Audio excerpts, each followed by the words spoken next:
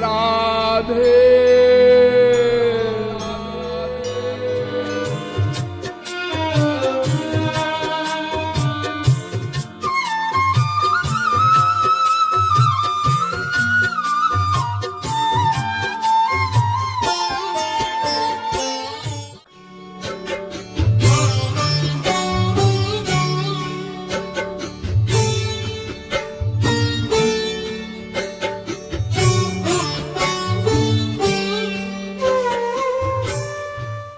आप ऐसा आनंद चाहते हैं ना जो सदा को आनंद मिल जाए, या ऐसा आनंद चाहते हैं कि अभी आनंद मिले फिर दुख मिले? नहीं जी, हम तो ऐसा आनंद चाहते हैं जो सदा सदा को मिले। अच्छा, तो आप ऐसा आनंद चाहते हैं ना कि जो बढ़ता ही जाए, या ऐसा आनंद चाहते हैं कि जो घटता जाए? नहीं जी, हम तो ऐसा आनंद चाहते हैं जो बढ़ता जाए। तो ऐसा आनंद केवल भगवान में है, और हम उस आनंद स्वरूप ईश्वर के अंश हैं। भगवान ही आनंद है, आनंद ही भगवान है, और हम उस आनंद स्वरूप भगवान के अंश हैं। प्रत्येक अंश अपने अंशी से नेचुरल प्यार करता है, इसलिए हम भी नेचुरल आनंद चाहते हैं। हर क्षण आनंद चाह रहे हैं। नहीं कश्चित क्षणम अपि जातु तिष्ठत्य कर्म कृत। गीता 3 अध्याय का 5वां श्लोक। यही श्लोक भागवत में भी है। भागवत के 6ठे स्कंद के 1 अध्याय का 53वां श्लोक। प्रत्येक जीव हर क्षण आनंद चाहता है, और ये आनंद हम कब से चाह रहे हैं? कब से हम आनंद की खोज कर रहे हैं? सदा से, क्योंकि हम सदा से हैं। सर्वा जीवे सर्व संस्थे बृहन्ते अस्मिन् हंसो भ्राम्यते ब्रह्मचक्रे पृथगात्मानं प्रेरितारञ्च मत्वा जुष्टस्ततस्तेनामृतत्वमेति। श्वेताश्वतरोपनिषद 1 अध्याय का 6वां मंत्र। यानी 3 तत्व हैं, जीवात्मा, परमात्मा, माया। तीनों तत्व सदा से हैं, अनादि हैं। संयुक्त में तत्क्षरमक्षरंच व्यक्ता व्यक्तम भरते विश्वमीशः अनीशश्चात्मा बध्यते भोक्तृभावाज् ज्ञात्वा देवं मुच्यते सर्वपाशैः। श्वेताश्वतरोपनिषद 1 अध्याय का 8वां मंत्र। सबका एक ही अर्थ है।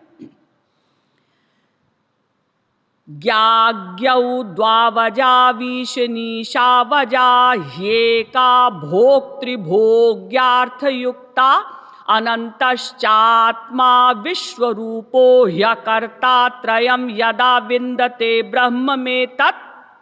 श्वेताश्वतरोपनिषद 1 अध्याय का 9वां मंत्र। क्षरम प्रधानममृताक्षरं हरः क्षरात्मानावीशते देव एकः तस्याभिध्यानात् योजनात् तत्वभावात् भूयश्चान्ते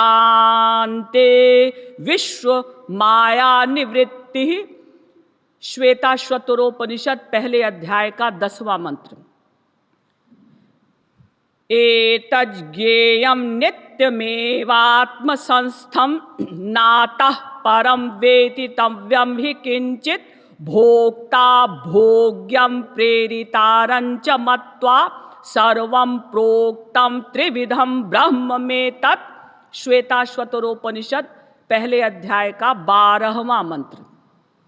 यानी 3 तत्व हैं, जीव, माया और भगवान, और ये तीनों तत्व सदा से हैं, सनातन हैं। तो चूंकि हम सदा से हैं, इसलिए सदा से, अनादिकाल से हम आनंद ढूंढ रहे हैं, लेकिन वो आनंद हमें अभी तक मिला नहीं। क्यों? क्योंकि आनंद के पर्यायवाची शब्द भगवान से हम नहीं मिले। जब हमें भगवान मिले तो आनंद मिले। चूंकि हमें भगवान नहीं मिले, ईश्वर प्राप्ति नहीं हुई, इसलिए हमें आनंद नहीं मिला। और ईश्वर प्राप्ति क्यों नहीं हुई? क्योंकि अभी हमारा मन गंदा है। वो भगवान तो दिव्य है, दिव्यो ह्यमूर्तः पुरुषः। मुंडकोपनिषद दूसरे मुंडक के पहले खंड का दूसरा मंत्र। वो भगवान दिव्य और हमारी इंद्रिय मन बुद्धि प्राकृत है। ये प्राकृत इंद्रिय मन बुद्धि उस दिव्य भगवान का ग्रहण कैसे करेगी? तो हमारा मन, हमारी इंद्रियां, हमारी बुद्धि कैसे दिव्य होंगी? जब हम अपने हृदय में दिव्य दिव्य चीज धारण करेंगे।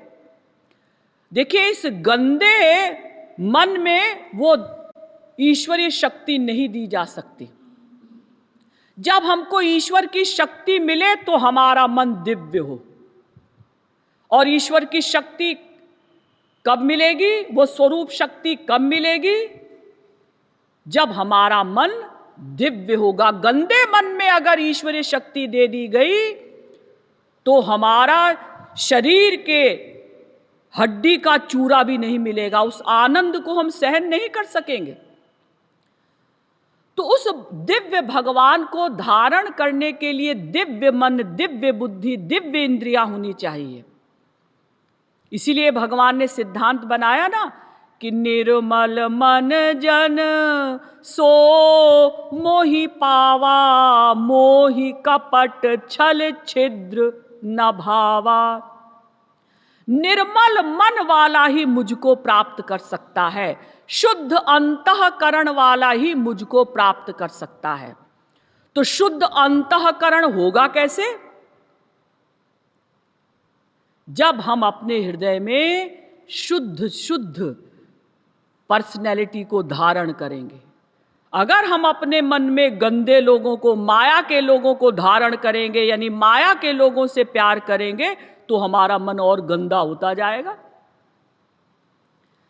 अगर हमें ईश्वर की शक्ति चाहिए, क्योंकि ईश्वर की शक्ति से ये मन बुद्धि दिव्य होंगे, तो फिर हमको शुद्ध लोगों को हृदय में धारण करना होगा, अनन्य बनना होगा, केवल भगवान से ही प्यार करना होगा। अगर हम भगवान से भी प्यार करते हैं, फिर बाद में संसार से भी प्यार कर लेते हैं, तो अंतःकरण यानी मन शुद्ध कैसे होगा? ये तो ऐसा ही हो जाएगा कि आपने सफेद रंग का कपड़ा पहना है, 1 वर्ष से आप लगातार वो कपड़ा पहने हैं, आपने धोया नहीं है, बहुत गंदा हो गया है। अब आपने निर्मल जल लिया, शुद्ध पानी, साफ पानी लिया, साबुन लगाया और फिर साफ पानी से उसको धोया, तो कपड़ा कुछ साफ हुआ। उसके बाद आपने क्या किया कि तेल मिले हुए पानी में, कीचड़ मिले हुए पानी में उसको फिर डाल दिया कपड़े को, अब तो वो और गंदा हो गया। फिर आपने साफ पानी इसमें डाला, साबुन लगाया, फिर साफ पानी से धोया तो थोड़ा सा साफ हुआ, फिर आपने गंदे पानी में डाल दिया। ऐसे तो वो कपड़ा कभी भी साफ नहीं होगा। ऐसे ही अगर हम संसार से भी प्यार करते हैं और भगवान से भी प्यार करते हैं, तो कपड़ा तो बार बार गंदा होगा, ये मन रूपी कपड़ा कभी साफ होगा ही नहीं। इसलिए भगवान ने कानून बनाया कि केवल मुझसे ही प्यार करो, अनन्य बनो। अगर तुम संसार वालों से प्यार करोगे तो ये मन गंदा हो जाएगा, चाहे वो सात्विक देवता हो, राजस मनुष्य हो, तामसी राक्षस हो। माया के एरिया वालों से प्यार मत करो, केवल ईश्वरीय एरिया वालों से प्यार करो। और हम लोग संसार वालों से प्यार करते हैं, ये तो करते ही हैं।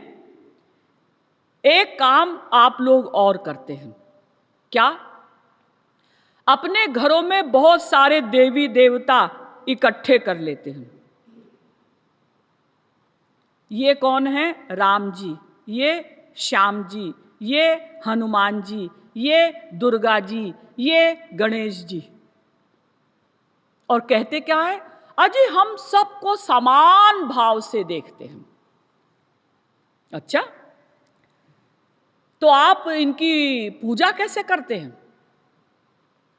एक बड़ा सा भगोना लिया और जितने भी वो देवी देवताओं की मूर्तियां हैं या भगवान के अवतारों की मूर्तियां हैं, सबको एक साथ पानी में डाल दिया।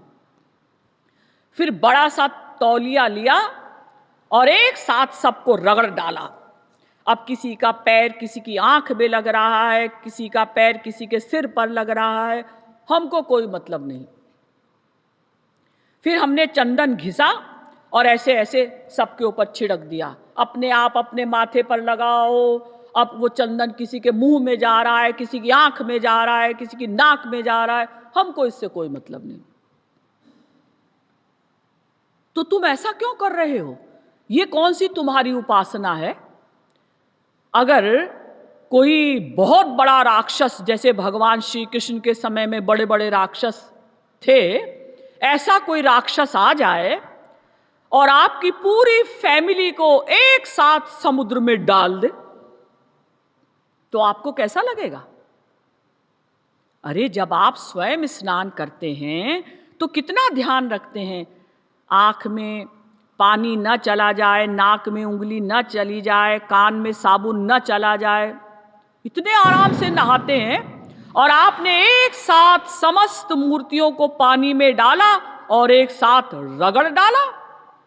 अजी क्या करें जी, हमारे पास इतना समय कहाँ है, हम तो गृहस्थी हैं। एक एक को हम नहलाएंगे, एक एक को पोछेंगे, एक एक को चंदन लगाएंगे, तो हमको तो कई घंटे लग जाएंगे। हमको गृहस्थी के भी तो काम करने हैं। अच्छा, तो आपने इतने सारे देवी देवता अपने घर में क्यों इकट्ठे किए? दीदी क्या करें, एक बार हमारे बाप के बाप के बाप के बाप के बाप के बाप रामेश्वरम गए, बद्रीनाथ जी गए, कुछ मूर्तियां वो ले आए। फिर हमारे बाप के बाप के बाप गए, कुछ मूर्तियां वो ले आए। फिर बाप के बाप गए, फिर हमारे बाप गए, फिर हम गए। पिछले साल जगन्नाथपुरी रामेश्वरम कुछ मूर्तियां हम ले आए। तो इतनी सारी हो गई इकट्ठी, अब क्या करें, इनको क्या फेंक दे? अच्छा एक बात बताओ, तुम इतने सारे देवी देवताओं के चक्कर में क्यों पड़ते हो? दीदी वो तो ऐसा है कि यानि कानि च मित्राणि कर्तव्यानि शतानि च, बहुत से दोस्त बनाकर रखने चाहिए। मुसीबत में, विपत्ति में एक दोस्त साथ नहीं देगा, दूसरा देगा, दूसरा नहीं देगा, तीसरा देगा। हे श्री कृष्ण हमारी सुन लीजिए, नहीं सुनी कोई बात नहीं। हे हनुमान जी आप हमारी सुन लीजिए, उन्होंने भी नहीं सुनी। तो शंकर जी आप सुन लीजिए, आप तो बड़े भोले भाले हैं, बड़े भोलेनाथ हैं। कोई भोलानाथ नहीं, कोई कड़ानाथ नहीं है, सब एक हैं। सबका एक नियम है कि जब आप कंप्लीट सरेंडर करेंगे, पूर्ण शरणागत होंगे, अनन्य भाव से उनसे प्यार करेंगे, तब वो कृपा करेंगे। शंकर जी ऐसे भोले नहीं हैं कि मदार के पत्ते, धतूरे के फूल शंकर जी के ऊपर चढ़ा दिए और कह दिया भोले भोले भेंट चांदी के गोले।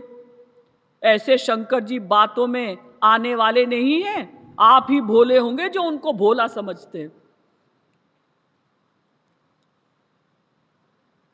तो हम लोग अपने घरों में बहुत सारे देवी देवता इकट्ठे कर लेते हैं। केवल एक की भक्ति करिए, चाहे आप श्री राम की भक्ति करिए, चाहे श्री कृष्ण की भक्ति करिए। तो आप कहेंगे दीदी एक ही की भक्ति करेंगे तो हम बोर हो जाएंगे। नहीं नहीं, आप श्री कृष्ण से प्यार करते हैं, हाँ, राधा जी से प्यार करिए, यशोदा जी से प्यार करिए, नंद जी से प्यार करिए, करोड़ों गोपियां हैं उनसे प्यार करिए, करोड़ों गोप हैं उनसे प्यार करिए। लेकिन माया के एरिया के जो लोग हैं उनसे प्यार नहीं करना। देखिए अनन्यता में कौन कौन बाधक है ये समझ लीजिए। जितने स्वर्ग के देवी देवता हैं ना, इनकी भक्ति हमको नहीं करनी है। इंद्र हैं, वरुण हैं, कुबेर हैं, चंद्रमा हैं, सूर्य हैं, अग्नि हैं, यमराज हैं, हमको इनकी भक्ति नहीं करनी है। और संसार वालों से भी प्यार नहीं करना है, मनुष्यों से और राक्षसों से भी प्यार नहीं करना है। सुप्रीम पावर से प्यार करना है, उसमें अनंत नाम, अनंत रूप, अनंत गुण, अनंत अवतार, किसी से भी प्यार करिए। आप लोग कहेंगे कि अगर हम इन देवी देवताओं की भक्ति नहीं करेंगे तो ये नाराज हो जाएंगे। नाराज हो जाएंगे? अरे वो तो खुश होंगे कि वो जो रगड़ते थे आप, उससे उनका पिंड छूटा। अगर ये देवी देवता इनकी भक्ति छोड़ने से नाराज हो जाते हैं तो फिर ये देवता नहीं है, फिर तो ये मनुष्य भी नहीं है। क्योंकि आप इनकी भक्ति कहाँ करते हैं, आप तो जबरदस्ती की एक्टिंग करते हैं उनके साथ। वो तो खुश होंगे कि अच्छा इनसे पीछा छूटा। और फिर आप जानते हैं, ये नार्चितो हरिस्तेन तर्पितानि जगन्त्यपि रज्जन्ते जंतवस्तत्र स्थावरा जंगमा अपि। भक्ति रसामृत सिंधु। रूप गोस्वामी जी कहते हैं कि जिसने भगवान की भक्ति कर ली, श्री कृष्ण की भक्ति कर ली, तो जितने भी जड़ चेतन जीव हैं 84 लाख प्रकार के, उनकी भी भक्ति मान ली जाएगी। जितने स्वर्ग के देवी देवता हैं उनकी भक्ति भी मान ली जाएगी, और जितने भगवान के अवतार हैं उनकी भी भक्ति मान ली जाएगी। आपको अलग अलग सबकी भक्ति करने की आवश्यकता नहीं है।